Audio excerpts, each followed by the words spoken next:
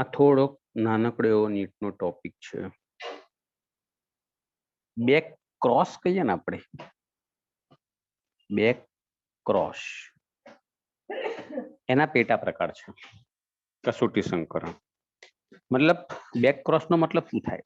તો વિરુદ્ધ સંકરણ એક એવું, બેક એટલે વિરુદ્ધ, બેક એટલે વિરુદ્ધ અને ક્રોસ એટલે સંકરણ.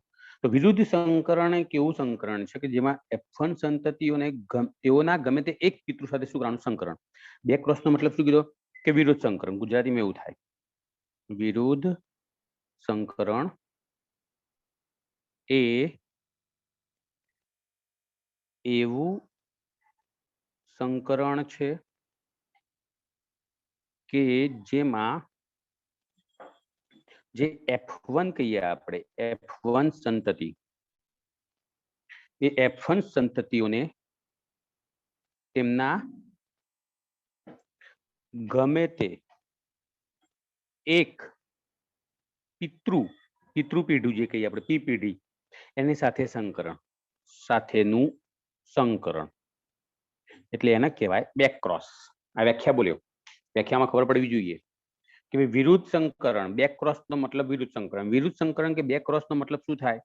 ભાઈ એવું સંકરણ છે જેમાં F1 સંતતિના પિતૃ પેઢી સાથે શું કરવાનું? સંકરણ. તેના મુખ્ય બે પ્રકાર છે. એક છે આઉટ સંકરણ, આઉટ ક્રોસ. એમ મતલબ શું થાય? આની અંદર જે F1 સંતતિ હોય એ F1 સંતતિના પ્રભાવી પિતૃ સાથે સંકરણ કરવામાં આવે, તેના આઉટ સંકરણ કહેવાય. F1 સંતતિને પ્રભાવી પિતૃ સાથે સંકરણ કરાવવામાં આવે તો તેને કહેવામાં આવશે આઉટ સંકરણ. આઉટ ખબર પડી ગઈ? हाँ सर હે? हाँ હું જે લખું છું મેં ધ્યાનથી વાંચો તો ખબર તો પડવાની જ છે. આમ તો સેવ સહેલું છે हाँ આપણું. पड़ी गई हाँ હવે સાંભળો, મારી વાત સાંભળો. આ સંકરણથી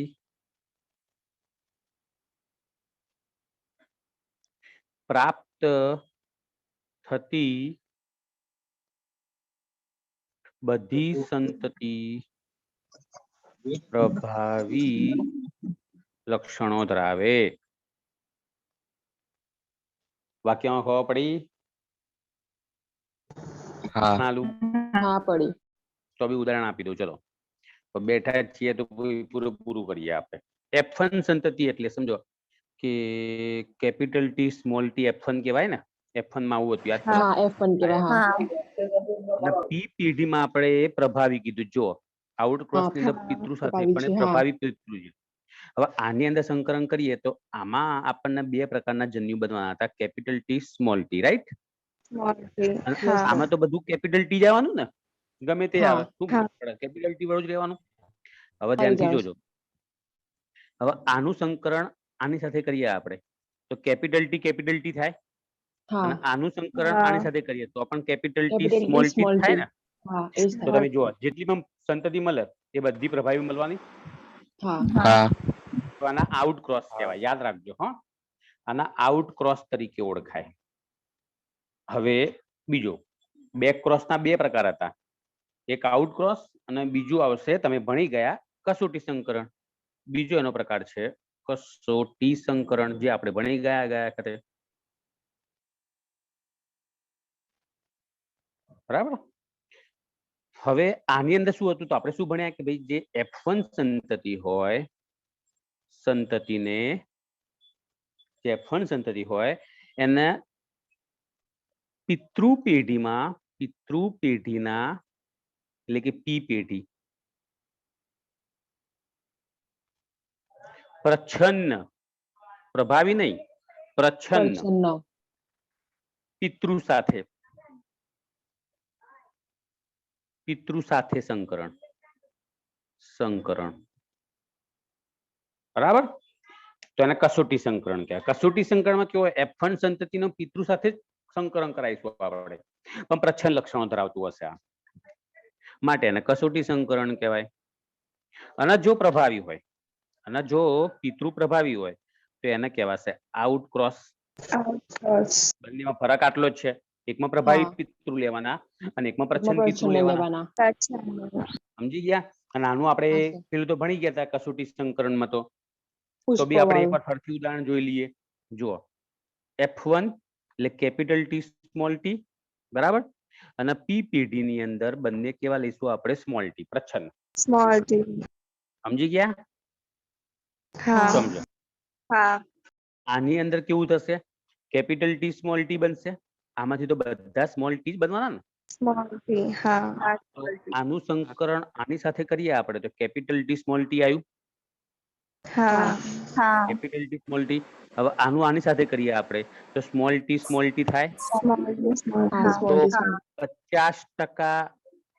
50% થઈ ગયું ને સંકરણ. 50% ઊંચા ને 50% નીચા. એક જેમ એક કીધેલું આપણે. એક જેમ એક. કીધું ગયા આપણે. હા, તો કસોટી સંકરણ ની અંદર સ્વરૂપ પ્રમાણ 1:1, જનીન પ્રમાણ પણ 1:1. બધું સરખું જ હતું કસોટી સંકરણમાં. ત્યારે આની અંદર તો શું હતું? આઉટ ક્રોસ ની અંદર બધી પ્રભાવી જ હતી, બધી ઊંચી જ હતી, કોઈ નીચી બીજી જોવા મળતી જ નથી. બરાબર? તો આ સમજી લેજો. બે ક્રોસના મુખ્ય બે પ્રકાર, એક આઉટ ક્રોસ અને એક કસોટી સંકરણ. ચોપડીમાં આપણે કસોટી સંકરણ હતું જે ગયા વખતના લેક્ચરમાં ભણાવી દીધેલું હતું, તો બી અત્યારે આપણે તમને ઉપર છેલ્લું કહી દીધું. બરાબર? હવે આપણે આગળ વધીશું અપૂર્ણ પ્રભુતા. પણ એ અપૂર્ણ પ્રભુતા ચલાવીએ પહેલા હજુ પણ થોડુંક હજુ હું બહારનું કહી દઉં તમને, બહુ નહીં, થોડું. આ વાંચતા રહેજો. હા, આ ચેપ્ટરો ભૂકા બોલાવશે. હા. કે તમે જોયેલું છે, બહુ જબરજસ્ત ચેપ્ટર. જેટલી વખત એમ થાય ને કે સારું આમાં કઈ ઠેકાણા, આપણે તાત્કાલિક વિડીયો જોઈ લો. અને લાઈન ટુ લાઈન મેં કીધું ને તમને, ચોપડીની લાઈન ટુ લાઈન તમારે સમજવું હોય ને તો પણ મારી પાસે એ વિડીયો પડ્યા છે. અને આપણે આની અંદર નીટ સાથે ભણી રહ્યા છીએ. પેલામાં ખાલી એનસીઆરટી ભણાવ્યું, પ્યોર એનસીઆરટી એમ. જ્યારે આપણે અહીંયા નીટ સાથે જઈ રહ્યા છીએ એટલે અમુક લોકોનું શું થાય, લિંક તૂટી જાય. કેમ કે અમુક લોકો નીટ કરવું ના હોય એટલે એમને ઈચ્છા જ ના હોય એમ. બધા કે નીટ ના કરવાના હોય એટલે એ લોકોને શું એનસીઆરટી વચ્ચે આવું ઘૂસી જાય ને એટલે થોડો કંટાળો આવે. એમને પ્યોર એનસીઆરટી ભણવું હોય તો પેલા વિડીયો મૂકેલા જ છે બીજા આપણે આના સ્પેશિયલ, અને એ તો બહુ નાના નાના વિડીયો છે, 10-10 મિનિટના જ વિડીયો છે, એટલે એ પણ જોઈ શકો છો તમે. બરાબર? સાંભળો હવે ધ્યાનથી. એક શબ્દ બીજો આપી દઉં. વિરુદ્ધ સંકરણ, બેક ક્રોસ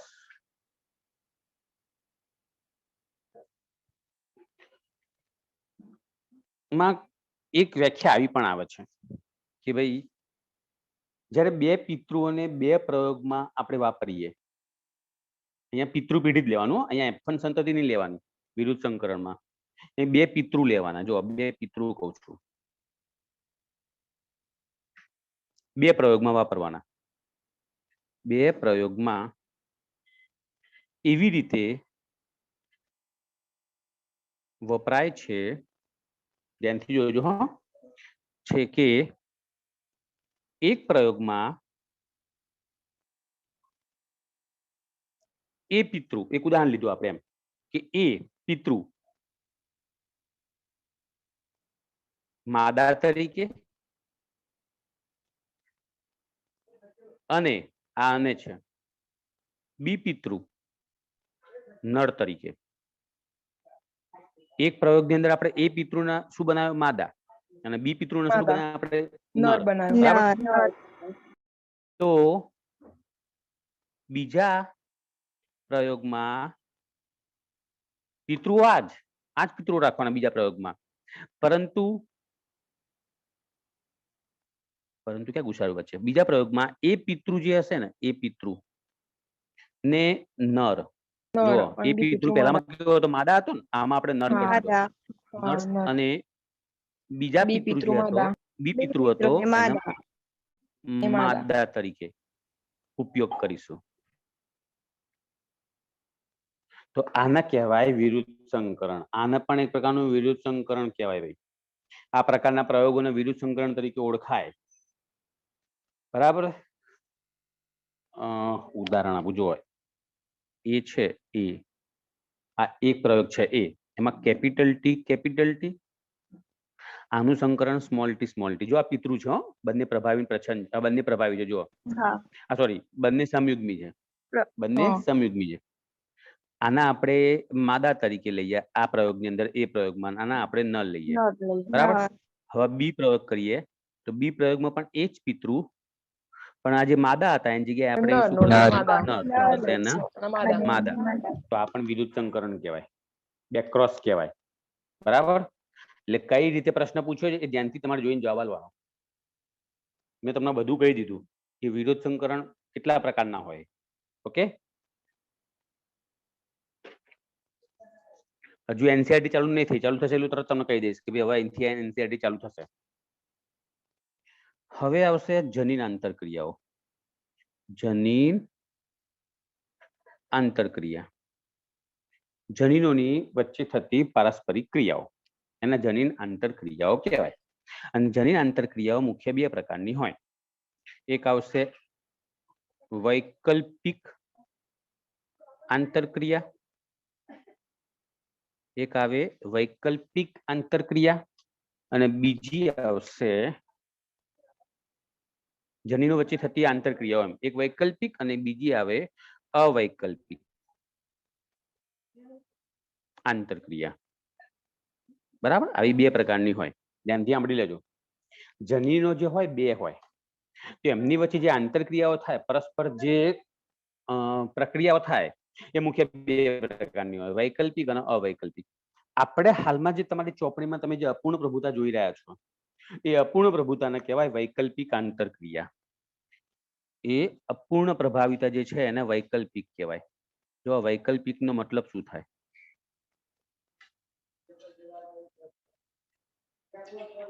વૈકલ્પિકની આંતરક્રિયામાં સમાન જનીનો વચ્ચે વૈકલ્પિક કારકો આવેલા હોય. સમાન જનીન હોય, જનીન એટલે ઊંચાઈ માટેનું જનીન, ઊંચાઈ માટેના જનીન જે કહીએ આપણે, બરાબર.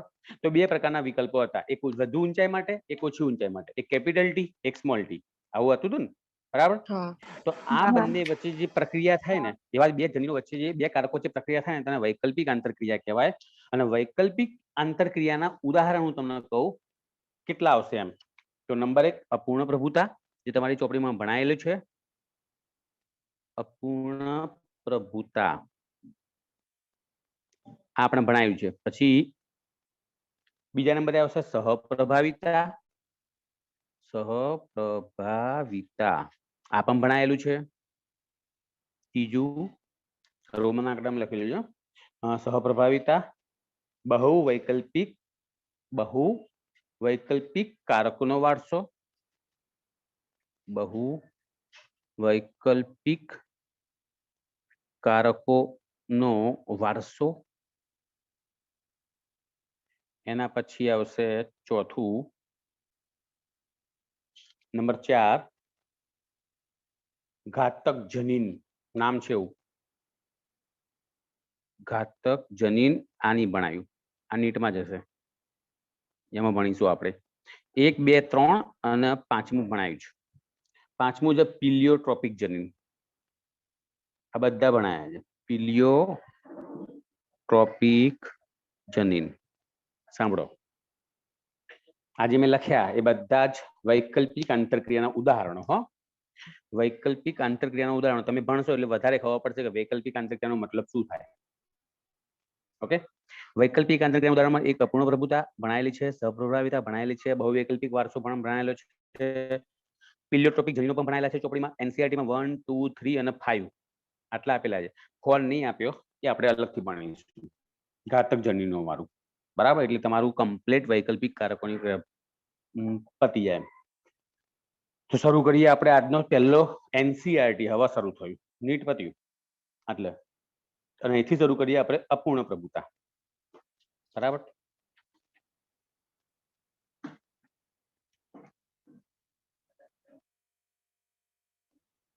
પહેલો પ્રશ્ન, અપૂર્ણ પ્રભુતા, અહીંથી શરૂ કરીએ. ચલો,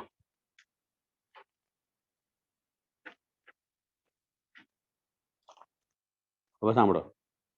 મેન્ડલ જે હતો એને આપણને એવું કીધું હતું કે ભાઈ જે જોડમાં આવેલા જનીનો હોય, કારકો હોય, એમાં એક હંમેશા પ્રભાવી હોય અને એક હંમેશા કેવું હોય? પ્રચ્છન્ન. પ્રચ્છન્ન. આવું કોને કીધું તું? મેન્ડલે. હા, એ તો એવું જ કહ્યું કે હંમેશા એક પ્રભાવી અને એક પ્રચ્છન્ન હોય. પણ આપણને એવા કેટલાક વૈકલ્પિક કારકો મળ્યા કે ભાઈ જેની અંદર જે બે જનીનો આવેલા હતા ને, બે જન્યુ જે આવેલા હતા ને, એ બંને પ્રભાવી નીકળ્યા હતા. બંને પ્રભાવી એમ. ઉદાહરણ તરીકે તમને આપું, જો આપણી ચોપડીમાં ઉદાહરણ આપ્યું છે સ્નેપડ્રેગન, શ્વાન પુષ્પ.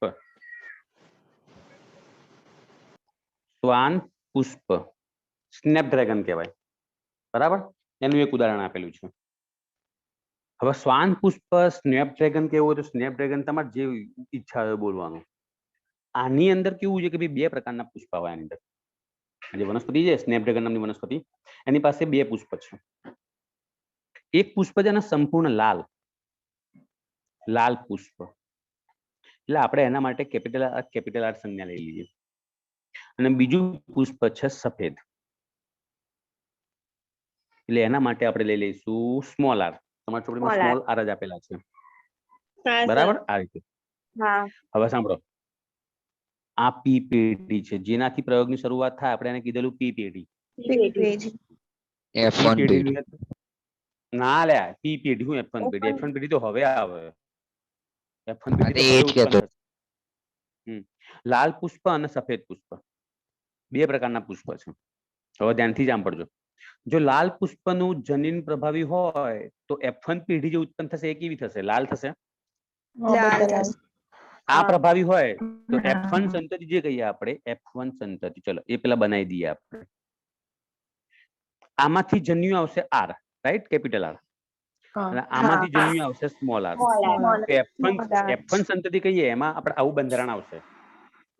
તો હવે જુઓ, જો લાલ પ્રભાવી હોય તો F1 સંતતિમાં આ પુષ્પ લાલ થવા જોઈએ, અને જો સફેદ પ્રભાવી હોય તો F1 સંતતિમાં સફેદ થવા જોઈએ. પરંતુ અહીંયા F1 સંતતિમાં બધા પુષ્પ ગુલાબી થયા. મતલબ કે ના લાલ પ્રભાવી નીકળ્યું, ના સફેદ પ્રભાવી નીકળ્યું, બંને પ્રભાવી નીકળ્યા. માટે બંને સાથે સાથે વ્યક્ત થયા. એટલે આને અપૂર્ણ પ્રભુતા કહેવાય. કોઈ સંપૂર્ણ પ્રભાવી ના નીકળ્યું, એમ બંને સાથે વ્યક્ત થયા ને, માટે અપૂર્ણ પ્રભાવી કહેવાય. લાલ અને સફેદ ભેગા થઈને ગુલાબી બનાવ્યું, નવો જ રંગ આવ્યો કે જેના પિત્રોમાં હતો જ નહીં. જો બધા પિંક બન્યા, બરાબર? અપૂર્ણ પ્રભુતાનો મતલબ શું કીધું મેં? કે મેન્ડલે શું કીધું હતું કે ભાઈ પ્રભુતાના નિયમ એને આપ્યો. પ્રભુતાનો નિયમ ભણ્યા આપણે કે ભાઈ એને એવું કીધું કે એક જનીન હંમેશા પ્રભાવી હોય, બીજું જનીન હંમેશા પ્રચ્છન્ન જ હોય, બરાબર?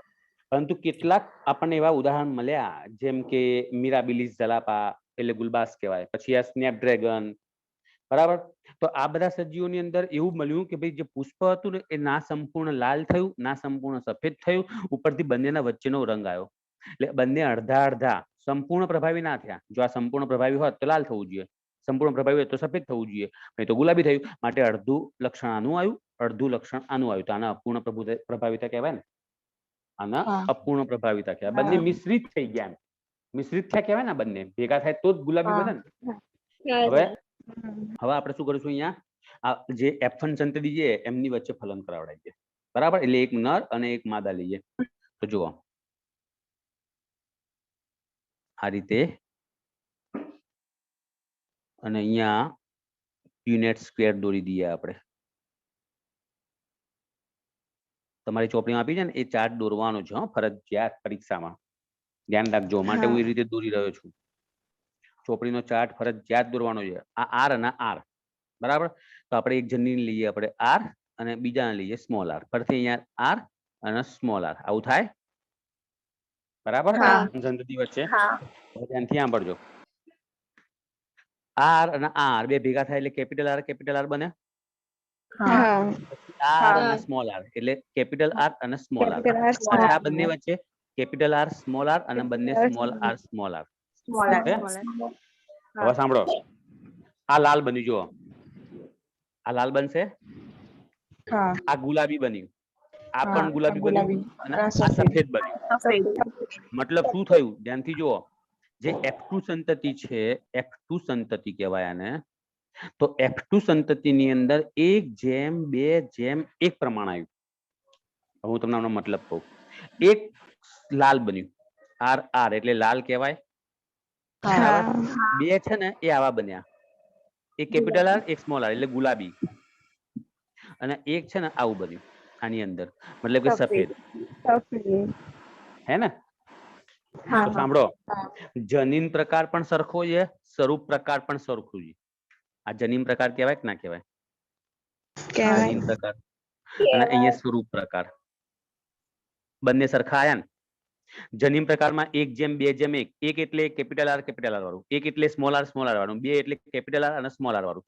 જનીન પ્રકાર એવો આવ્યો તો એવો ને એવો સ્વરૂપ પ્રકાર આવ્યો. કેપિટલ આર તો એક લાલ આવ્યું, સ્મોલ આર સફેદ આવ્યું, અને આર કેપિટલ આર અને સ્મોલ આર તો ડબલ્યુ એટલે કે ગુલાબી આવ્યું.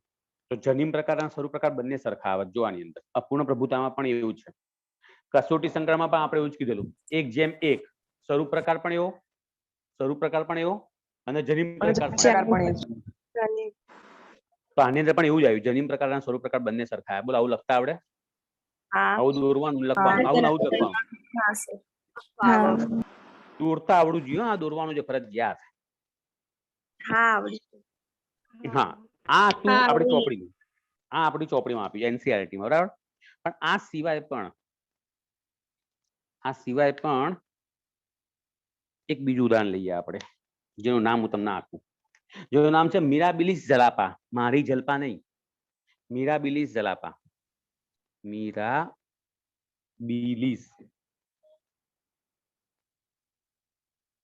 ઝલાપા કેવું નામ છે ને? તો આના કહેવાય ગુલબાસ. યસ, ગુલાબ જેવી વનસ્પતિ છે ગુલબાસ. ગુલાબ નથી હો, ગુલબાસ. અને આની અંદર અપૂર્ણ પ્રભુતા શોધનારો વૈજ્ઞાનિક, અપૂર્ણ પ્રભુતા આપનારો વૈજ્ઞાનિક હતો કોરેન્સ. યાદ રાખજો, કોરેન્સ. આ એકવાર પૂછાઈ ગયેલો પ્રશ્ન છે, કેમ કે મિરાબિલિસ ઝલાપાનો જ પ્રશ્ન નીટમાં પૂછાય છે.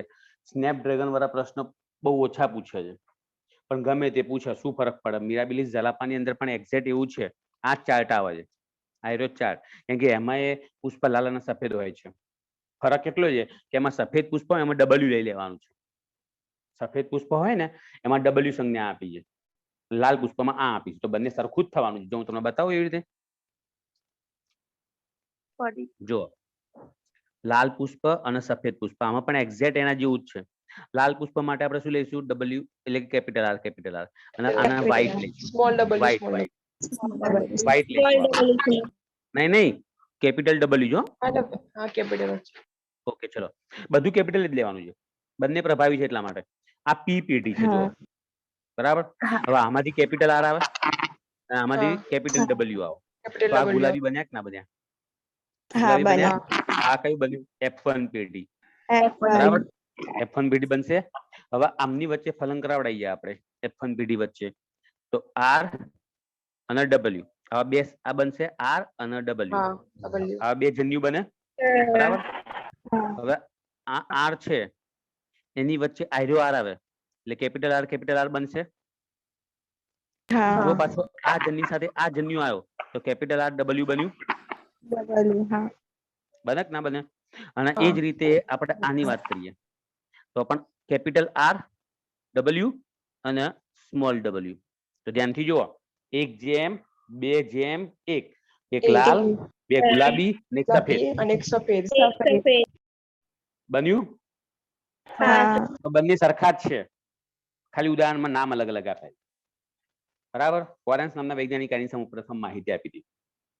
ઓકે, તો અપૂર્ણ પ્રભુતા આને કહેવાય. અપૂર્ણ પ્રભુતાનો મતલબ મગજમાં ઘુસાડી દો કે ભાઈ પિતૃઓની અંદર બંને જે સજીવો હશે, બંને પિતૃઓ કોઈ પણ લક્ષણ માટે હંમેશા મિશ્રિત થઈને વ્યક્ત થતા હશે, સ્વતંત્ર નહીં. લાલ રંગ સફેદ ઉપર પ્રભાવી છે ને સફેદ લાલ ઉપર પ્રભાવી છે, એટલે બંને સાથે ભેગા મિશ્રિત થઈને શું થતા હશે? વ્યક્ત થતા હશે. માટેના અપૂર્ણ પ્રભુતા કહેવાય. આ વૈકલ્પિક ની અંદર મેં તમને એક ચલાવ્યું અપૂર્ણ પ્રભુતા. પછી વૈકલ્પિક કારકોનું બીજું ઉદાહરણ કયું હતું? સપ્રભાવિતા. યાદ છે એમ ને? યાદ રાખ્યું છે. તો તમારી ચોપડીમાં પણ સહપ્રભાવિતા આપેલું છે. જો હા આપેલું છે પેજ નંબર હા 76 એ ચલાવીએ ને આપણે, સાંભળો, એ ચલાવીએ ને એ પહેલા તમારા ચોપડીમાં અપૂર્ણ પ્રભુતાની નીચે એક પ્રભાવિતાની સંકલ્પનાનું સ્પષ્ટીકરણ આપ્યું છે. આજે હું ચોપડી લઈને નહીં બેઠો, હા તમારી ચોપડીમાં આપી દો. હા આપેલું તો સવાલ જ આવી રહ્યો બને છે કે પ્રભાવિતાનું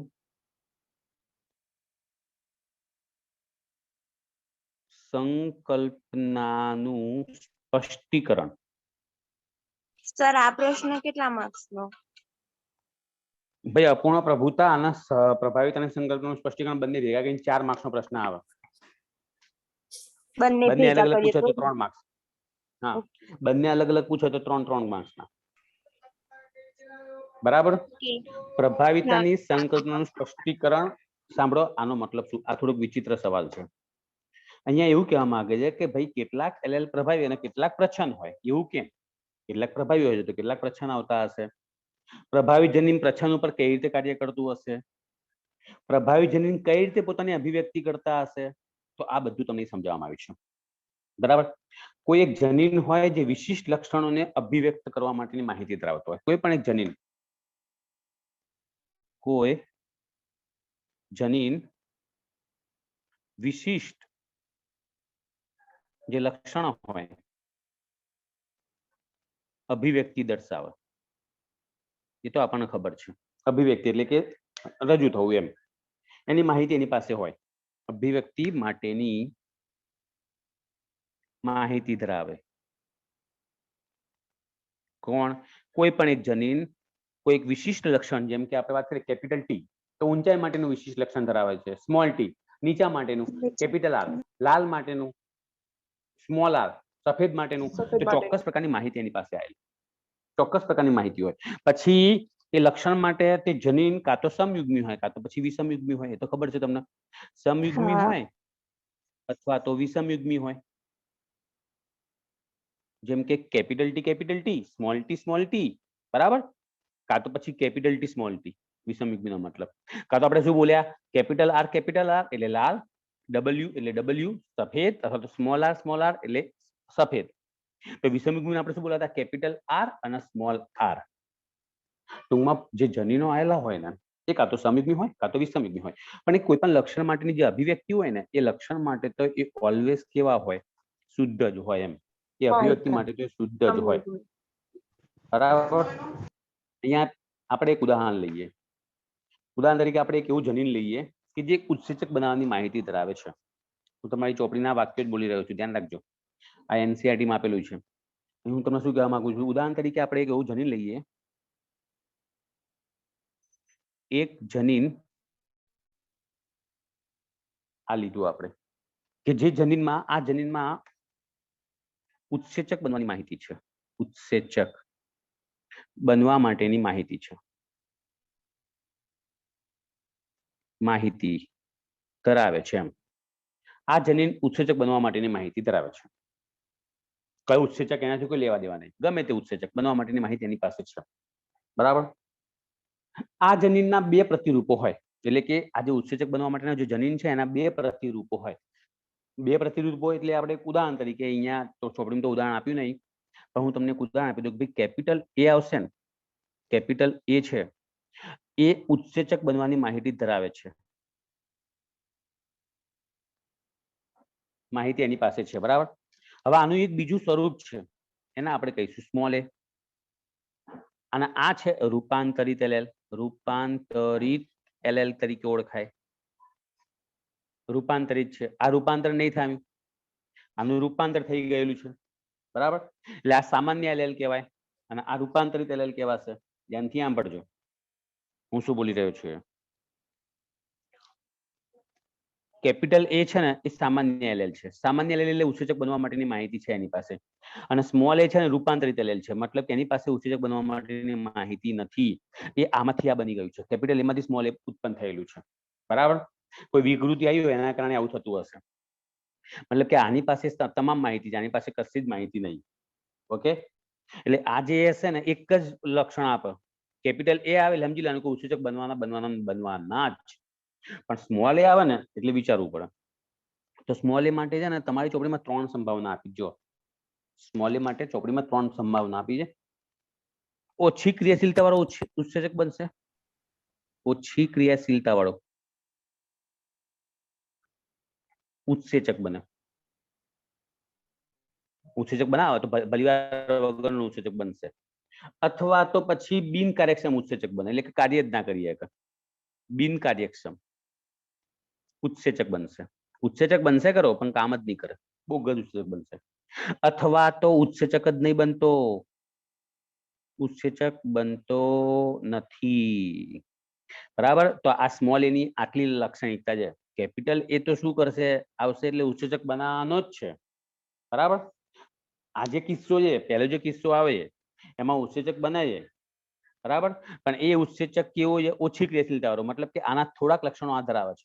સ્મોલ એમાં થોડાક લક્ષણો કેપિટલ એના છે, માટે ઓછી ક્રિયાશીલતા વાળો ઉત્સેચક બનશે.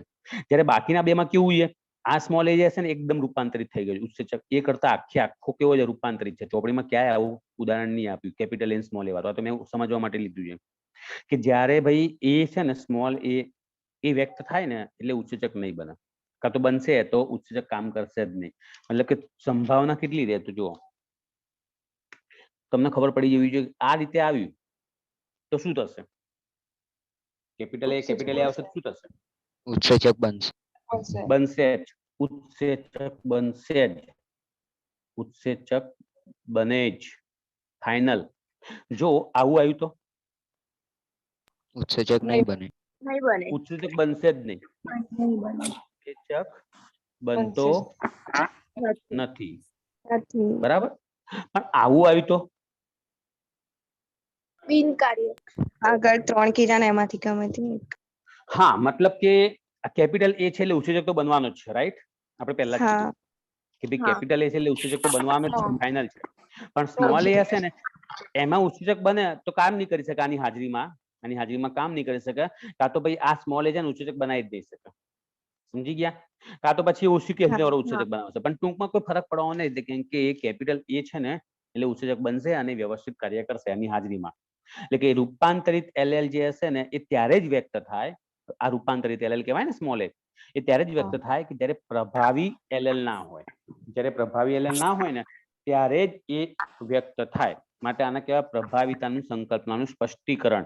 પ્રભાવી LL હોય ત્યાં સુધી લક્ષણ બનવાનું જ. જ્યારે પ્રભાવી LL નહીં હોય ત્યારે જ એ લક્ષણ બનશે નહીં. બરાબર. તો આને કહેવાય પ્રભાવિતાની સંકલ્પનાનું સ્પષ્ટીકરણ. કેપિટલ એ સ્મોલ એ આવું કશું જ ચોપડીમાં આપ્યું નથી. જોઈ લેજો એક વખત. પણ જ્યારે તમારી ચોપડી તમે વાંચો, સાંભળો ધ્યાનથી મારી વાત સાંભળો. જ્યારે પણ તમે ચોપડીમાં વાંચો ને તમને રૂપાંતરિત LL બોલે અંદર દેખાય વાંચતી વખતે, એટલે તમારે સ્મોલ એ સમજવાનું, મગજમાં ખાલી ઘુસાડવાનું.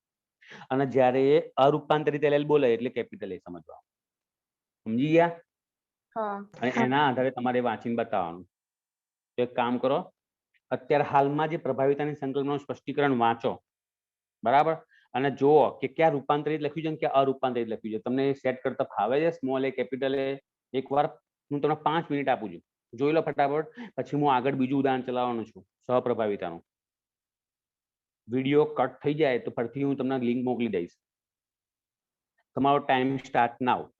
હા, આજે નીચેનો પેરેગ્રાફ છે સર, આયો નીચેનો, આઈ રહ્યો, એની ઉપરનો. આઈ રહ્યો. હા એ, અને આ બાજુના પેજ પર છે ને. હા, જો હું એ જ કહું છું તમને કે સમજવું બહુ અઘરું પડશે. ઉદાહરણ તરીકે એક એવા જનીનને લેવામાં આવે કે જેમાં ઉત્સેચક બનવાની માહિતી હોય, રાઈટ. એટલે કેપિટલ એ લઈશું આપણે આની જગ્યાએ આ વાક્યમાં.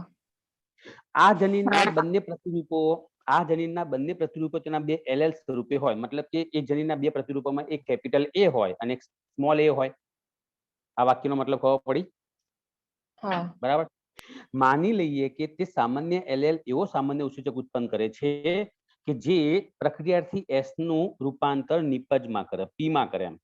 એટલે કે કેપિટલ A ની વાત કરે છે. માની લઈએ કે સામાન્ય LL નો મતલબ કેપિટલ A એવો સામાન્ય ઉત્સેચક ઉત્પન્ન કરે છે. કેપિટલ A એ સામાન્ય ઉત્સેચક બનાવે છે કે જે પ્રક્રિયાથી S હોય એનું પર કામ કરશે. એટલે કે માલ્ટોઝ હોય તો માલ્ટેઝ શું કામ કરશે? ગ્લુકોઝ વત્તા ગ્લુકોઝ બનાવે ને. એટલે S ના રૂપાંતરણ માટે આવશ્યક છે. એટલે S કોણ? માલ્ટોઝ. S કોણ? માલ્ટોઝ. અને સામાન્ય ઉત્સેચક એટલે કોણ? માલ્ટેઝ. અને માલ્ટેઝ બનાવવા માટેનું અને માલ્ટેઝ બનાવવા માટેનો ઉત્સેચક કોણ? સામાન્ય એલેલ કોણ? Capital A. કેપિટલ એ. હા સમજણ પડી? હા સમજણ પડી કે હા નહીં? હા પડી. પડી ગઈ. જુઓ અહીં શું કીધું આપણે? કેપિટલ એ ઉત્સેચક છે, બરાબર. હવે આ સામાન્ય એલેલ છે, હા આ સામાન્ય સામાન્ય. એલેલ છે. આ સામાન્ય એલેલ માલ્ટેઝ નામનું ઉત્સેચક બનાવે. એક ઉદાહરણ લીધું આપણે. ઉત્સેચકનો મતલબ માલ્ટેઝ, કે જે પ્રક્રિયાથી એસ એટલે કોણ? માલ્ટોઝ ઉપર કામ કરે ને. હા જો હા માલ્ટોઝ ડાયસેકેરાઇડ છે, એની ઉપર કામ કરશે માલ્ટેઝ, ટેઝ. એટલે બની જાય ગ્લુકોઝ વત્તા glucose. Glucose. Glucose plus glucose. અને એસ કહેવાય ને, પ્રક્રિયાથી એસ કહેવાય સબસ્ટ્રેટ. હા હા હા સબસ્ટ્રેટ. તો આપણે આને એ કહી દઈશું કેપિટલ એ. એ કે આ જનીન જે હશે કેપિટલ એ, જનીનની હાજરીમાં માલ્ટેઝ બને છે, અને માલ્ટેઝ શું કરે છે? આનું રૂપાંતર પીમાં કરી નાખે છે, પ્રોડક્ટ હા નિપજમાં. પ્રોડક્ટ. સમજી ગયા એટલે વાક્યનો મતલબ? હા હા તો રૂપાંતરણ માટે આવશ્યક છે. હવે આ વાક્ય વાંચો. રૂપાંતરિત એલેલ સૈદ્ધાંતિક રીતે નીચેનામાંથી કોઈ પણ ઉત્પાદન માટે જવાબદાર હોય. રૂપાંતરિત એલેલનો મતલબ શું કીધું તમે? સ્મોલ સ્મોલ એ. એ. સ્મોલ કીધું એ. નહીં મેં? કે આ રૂપાંતરિત એલેલ જો લખ્યું છે હા મેં એવું? હા રૂપાંતરિત સ્મોલ એ. એલેલ સ્મોલ એ. હા એ 3 પ્રકારના કામ કરી શકે. જુઓ આ 3 પ્રકારના: ઓછી ક્રિયાશીલતા વાળો, કાં તો બિનકાર્યક્ષમ ઉત્સેચક, કાં તો કોઈ ઉત્સેચક બનતો નથી. બનતો નથી. હવે સમજ્યા આટલા ફકરામાં? હા પડી હા મને ખબર. હા, હવે આ ફકરામાં પણ તમે જુઓ ધ્યાનથી. પહેલા કિસ્સામાં રૂપાંતરિત એલેલ એ અરૂપાંતરિત એલેલના સમાન છે. પહેલો કિસ્સો એટલે કોણ? આયરો પહેલો કિસ્સો. ઓછી ક્રિયાશીલ. ઓછી ક્રિયાશીલતા વાળો. હા, એને સમાન છે, એટલે કે તે એક જ સ્વરૂપ પ્રકાર સર્જે છે. એક જ સ્વરૂપ પ્રકાર એટલે કે ઉત્સેચક બનાવવા માટેનું એમ. એના પરિણામ સ્વરૂપ પ્રક્રિયાથી એસ નું રૂપાંતર થાય. ઉત્સેચક બનશે એટલે એસ માંથી પી બનશે, હા બરાબર. બનશે. આ પ્રકારના એલેલ ની જોડ ખૂબ જ સામાન્ય હોય. આ પ્રકારના એલેલ ની જોડ કેવી હોય? સામાન્ય હોય. મતલબ કે આવી, કાં તો કેપિટલ એ વાળી, કાં તો કેપિટલ એ સ્મોલ એ વાળી. આ બે હા સામાન્ય કહેવાય. ઉત્સેચકો બને ને બંનેમાં, એટલા માટે. હા બનશે. બરાબર. હા, પણ જો એલેલ બિનકાર્યક્ષમ ઉત્સેચક અથવા તો ઉત્સેચક ઉત્પન્ન કરતા નથી કરતા, તો સ્વરૂપ પ્રકાર પણ અસર થશે. સ્વરૂપ પ્રકાર એટલે કે ઉત્સેચક બનશે જ નહીં, બરાબર. અને સ્વરૂપ પ્રકાર કે લક્ષણો રૂપાંતરિત એલેલના કાર્યો પર નિર્ધારિત રહે છે. કોની વાત કરી તમને? સ્વરૂપ પ્રકાર અથવા તો લક્ષણો કોની ઉપર કામ કરતા હશે?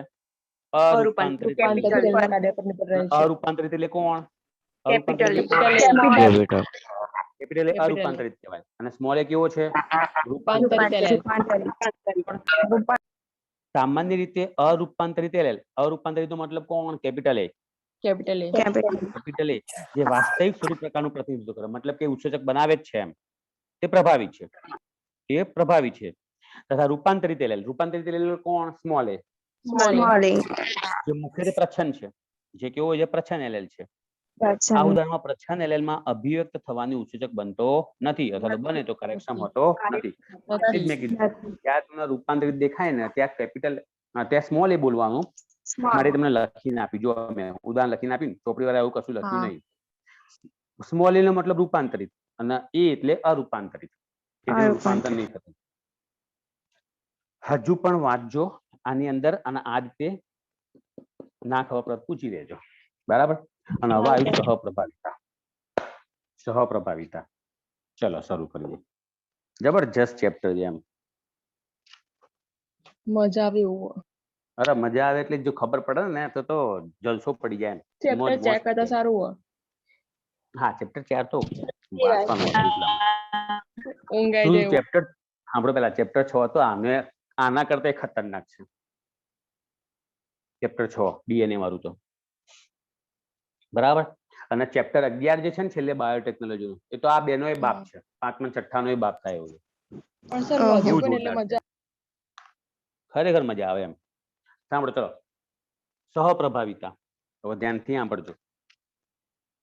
અપૂર્ણ પ્રભાવિતાની વાર્તા પૂરી કરી, એના પછી પ્રભાવિતાની સંકલ્પનાનું સ્પષ્ટીકરણ કર્યું, અને હવે આપણે લઈશું સહપ્રભાવિતા.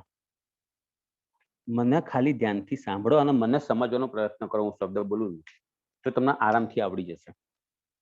સહેલામાં સહેલું ચેપ્ટર પડે આવ્યું. બાકી હું આ તમને બી કહી 4 દઉં, માર્ક્સમાં છે. હા આ પણ 4 માર્ક્સનો છે.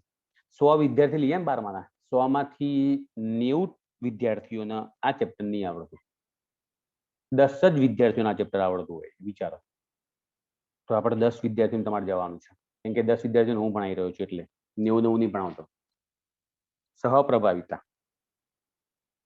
ધ્યાનથી સાંભળજો હું શું બોલું છું. આ પ્રક્રિયામાં F1 સંતતિ જે આવેલી હશે એ F1 સંતતિમાં કોઈ એક ચોક્કસ લક્ષણ માટે બંને જનીનો અભિવ્યક્ત થાય છે. એટલે કે અહીં લક્ષણો ભળી જતા નથી, મિશ્રિત થતા નથી, બંને લક્ષણો સાથે સાથે વ્યક્ત થતા હશે, બંને લક્ષણો સમાનપણે અભિવ્યક્ત પામતા હશે, માટે એને સહપ્રભાવિતા કહેવાય. હું ગમે તેમ બોલ કહીશ તો તમને નહીં ખબર પડે. ઉદાહરણ આપું, તમને ઉદાહરણ આપીને તો ખબર પડી જશે. જો ઉદાહરણ લો, ચોપડીમાં ઉદાહરણ આપ્યું છે પણ એને છે ને બહુવૈકલ્પિક વારસો અને સહપ્રભાવિતા બંને મિક્સ કરી દીધું છે. હું તમને બંને અલગ કહીને આપું છું. ચોપડી વાળાએ શું ભૂલ કરી છે હું તમને કહું. ચોપડી વાળાએ સહપ્રભાવિતા અને બહુવૈકલ્પિક વારસો બંને મિક્સ કરી દીધા છે. અહીંયા જુઓ, તમારી મોબાઈલની સ્ક્રીન ઉપર જુઓ, આ શબ્દ તમને શું દેખાય છે? વૈકલ્પિક આંતરક્રિયાઓ. તેમાં એક આપણે ભણ્યા અપૂર્ણ પ્રભુતા ભણ્યા, બરાબર? ભણ્યા. આમાં શું થતું હતું? આમાં શું થતું હતું? બંને લક્ષણો મિશ્રિત થઈને વ્યક્ત થતા હતા. હા, સંમિશ્રિત થઈ જતા હતા. મિશ્રિત થતા હતા, ભેગા થઈ જતા હતા અને વ્યક્ત થતા હતા. બંને પ્રભાવી હતા પણ બંને પ્રભાવી ભેગા થઈને વ્યક્ત થતા હતા, બરાબર? હવે આ સહપ્રભાવિતા અને બહુવૈકલ્પિક આપણે અત્યારમાં આ સમજીએ છીએ. ચોપડી વાળાએ શું કર્યું ખબર છે? એક જ ઉદાહરણમાં બે આપી દીધા. એટલે એવો ભયંકર લોચો પડ્યો છે ને બધાને, ખબર જ નહીં પડતી શું કહેવા માંગે. હું તમને પેલા આ સમજાવું અને પછી આ સમજાવું છું, એટલે ક્લિયર થઈ જશે એમ એકદમ. જો સહપ્રભાવિતાનો મતલબ શું થાય ઉદાહરણમાં જુઓ. અહીંયા ચોપડીમાં ઉદાહરણ આપ્યું છે એની લેતો હું બીજું લઉં છું.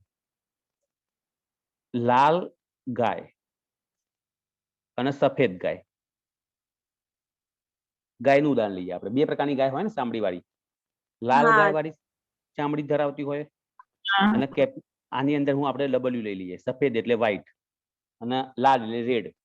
ઇંગ્લિશ વર્ડ લઈ ગયા આપણે આલ્ફાબેટ પ્રમાણે, બરાબર? હવે ધ્યાનથી જુઓ, આ પી પેઢી છે. આ કેવી પેઢી કહેવાય? પિતૃ પેઢી કહેવાય, બરાબર? હવે હું શું કરું છું? આમની વચ્ચે સંકરણ કરાવું તો આમાંથી કયું જન્યુ આવશે? કેપિટલ આર આવશે. આમાંથી કયું જન્યુ આવશે? Capital W. તો આ આવી આપણી F1 પેઢી. આ આવી આપણી F1 પેઢી. તો આમાં જે ગાય બનશે, ગાય કેવી બનશે? ગુલાબી બનશે. કદી જોઈ તમે ગુલાબી ગાય જોઈ છે દુનિયામાં? ચિત્રી, કાબડ ચિત્રી બનશે ને? કાબડ ચિત્રી નો મતલબ શું થાય? અડધી એની રૂવાટી લાલ હોય, અડધી રૂવાટી લાલ, અડધી રૂવાટી સફેદ, હે ને? અડધી રૂવાટી સફેદ. આપણે ત્યાં કાબડ ચિત્રી પેલી કાળી અને સફેદ ગાય નહીં દેખાતી? કાળી અને સફેદ. તો એ કાબડ ચિત્રી ગાય કહેવાય ને? હવે સાંભળો, સહપ્રભાવિતા અને અપૂર્ણ પ્રભાવિતામાં ફરક શું છે? અપૂર્ણ પ્રભાવિતા જે હતી ને એમાં પેલા ગુલાબી રંગના પુષ્પ મળતા હતા, કારણ કે બંને મિશ્રિત થતા હતા. મિશ્રિત, સમજી ગયા? અને એક F1 સંતતિ બને છે. અહીંયા શું છે? મિશ્રિત થયા વગર સાથે સાથે છે અને બંને સ્વતંત્ર અભિવ્યક્ત થયા. મતલબ કે ગાય જે હશે એ ગાયની અમુક રૂવાટી લાલ રંગની બનશે, અમુક રૂવાટી સફેદ વાળી, પછી લાલ સફેદ લાલ સફેદ લાલ સફેદ, એટલે આખી કાબડ ચિત્રી ગાય દેખાશે. સમજી ગયા? તો આને સહપ્રભાવિતા કહેવાય. બંને સાથે સાથે વ્યક્ત થયા ને, મિશ્રિત થયા વગર વ્યક્ત થયા. સાંભળો, મિશ્રિત થયા વગર વ્યક્ત થયા માટે એને સહપ્રભાવિતા કહેવાય. મિશ્રિત થઈને વ્યક્ત થાય તેને અપૂર્ણ પ્રભાવિતા કહેવાય.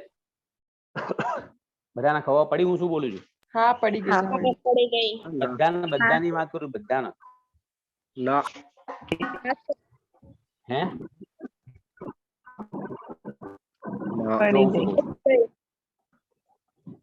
બે શબ્દો આયા સાંભળો. એક આવશે અપૂર્ણ પ્રભાવિતા. તો અપૂર્ણ પ્રભાવિતામાં શું થયા હતા કે બે જનીનો, બે પ્રભાવી જનીન મિશ્રિત થઈ, એટલે કે ભેગા થઈ, મિશ્રિત થઈ વ્યક્ત થાય. વાક્યમાં ખબર પડી? મિશ્રિત થઈ જાય. તો આપણને અહીંયા જે F1 સંતતિ હતી, F1 સંતતિ જે હતી કેવી બની હતી? ગુલાબી બની હતી. ગુલાબી રંગની, હે ને? હવે હું તમને શું કહેવા માંગુ છું? સાંભળો, સહપ્રભાવિતામાં સહપ્રભાવિતા. આની અંદર શું થતું હશે કે બે પ્રભાવી લક્ષણો જ, બે પ્રભાવી જનીન મિશ્રિત થયા વગર થયા વગર વ્યક્ત થાય. વગર સ્વતંત્ર રીતે એક વ્યક્ત સાથે વ્યક્ત થાય હા સ્વતંત્ર રીતે વ્યક્ત થાય. વ્યક્ત થાય. સમજ્યા હવે? હા સર હા એટલે કે અહીંયા જે F1 સંતતિ આવી, આ જે F1 સંતતિ આવશે એ કેવી થશે? કાબળ કાબરચીતરી. સમજ્યા? હા આ બંનેમાં ફરક કેટલો છે? બંનેમાં પ્રભાવી જનીનો છે, પણ એકમાં ભેગા થઈ જાય છે અને વ્યક્ત થાય છે, અને એકમાં ભેગા એકમાં થયા સ્વતંત્ર. વગર વ્યક્ત થાય છે. માટે જે ગાય હોય ને, ગાય એમાં અડધી ચામડી અડધી ચામડી લાલ, અડધી ચામડી સફેદ, અડધી રૂવાટી સફેદ લાલ સફેદ લાલ, માટે કાબરચીતરી દેખાય. ખબર પડે છે? હા સર તો આ બંનેમાં આટલો ફરક છે. અપૂર્ણ પ્રભુતા અને સહપ્રભાવિતામાં. આનું એક ઉદાહરણ બીજું આપું. સહપ્રભાવિતાનું એક બીજું ઉદાહરણ આપું. જો